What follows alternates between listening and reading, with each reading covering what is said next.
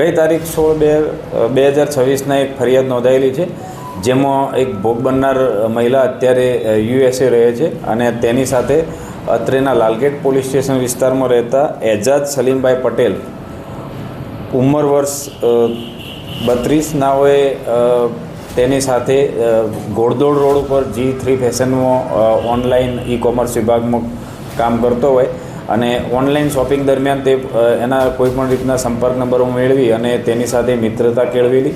ત્યારબાદ તેઓ હૈદરાબાદ મુકામે મુલાકાત થયેલી અને એના પછી સાઉદી અરેબિયા ખાતે બંને જણા એકબીજાને મળેલા અને ત્યાં આ હાલના આરોપીએ એ સ્ત્રી સાથે મિત્રતા કેળવી અને તેની સાથે ઓનલાઈન મેરેજ કરેલા અને એને ઇસ્લામ ધર્મ પણ અંગીકાર કરેલો.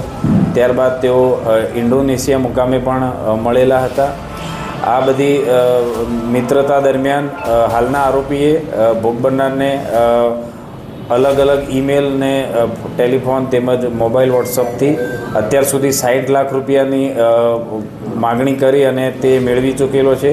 આ સિવાય ભોગ બનનારનો હૈદરાબાદ મુકામે જે ફ્લેટ આવેલો છે એ પણ તેણે ચાવી લઈ લીધેલી છે અને ભોગ બનનારના ભાઈ પાસેથી આશરે 18 તોલા સોનાના ઘરેણાં પણ અત્યાર સુધી લઈ લીધેલા છે.